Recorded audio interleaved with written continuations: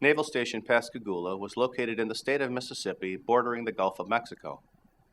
In November of 2006, the station was formally closed down.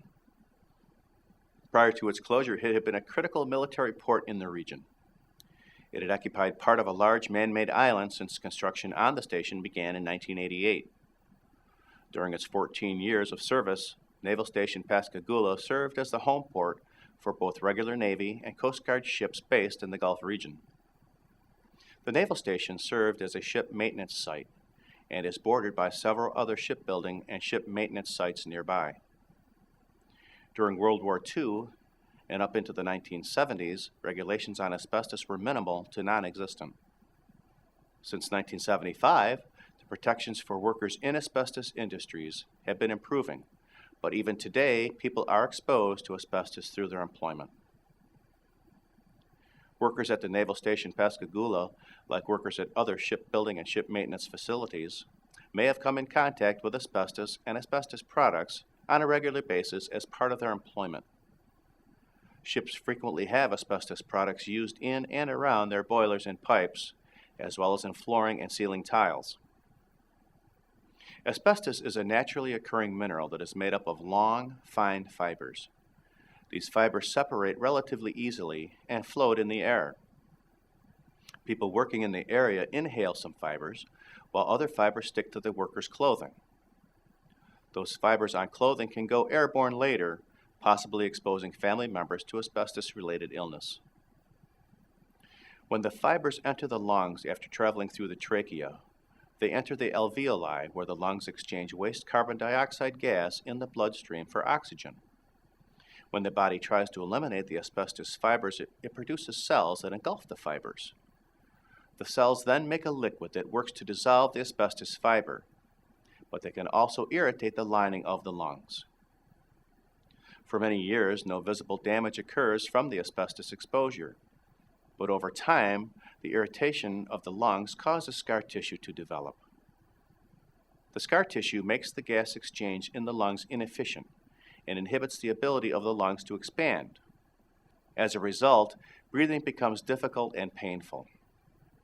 This condition is referred to as asbestosis. Asbestosis is related to other diseases of the lungs, including high blood pressure of the lungs that can lead to heart damage and malignant mesothelioma, a cancer of the lungs. People injured by asbestos exposure can bring lawsuits to compensate them for their loss. Family members can also bring lawsuits for death and injury to the asbestos worker. The injured party usually begins the process by speaking to a lawyer after an initial diagnosis of an asbestos-related illness.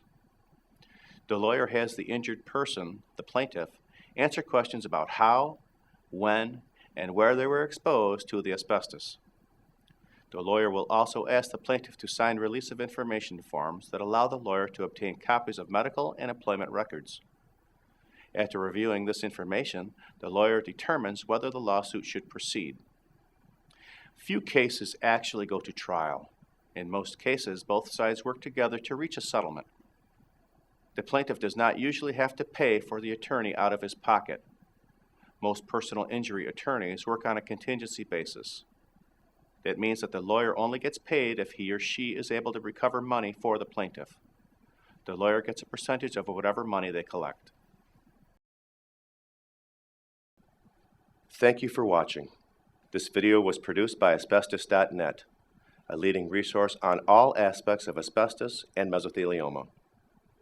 Our priority is to inform victims about the devastating effects of asbestos exposure, mesothelioma, asbestos cancer, asbestosis, and other asbestos-related diseases, and to advise them with a wealth of information. Individuals whose lives have been touched by mesothelioma have numerous questions and concerns. Their caregivers and family members also need accurate, reliable information. If you or a loved one have been diagnosed with mesothelioma or asbestos cancer and need more information, we invite you to visit and explore the thousands of pages of oncologist-reviewed material on Asbestos.net, to call our convenient toll-free number shown below and speak with a mesothelioma specialist, or to use the simple contact form found at Asbestos.net to request a free copy of our informative books, custom inserts, and DVD. Asbestos.Net, information and help for patients and families.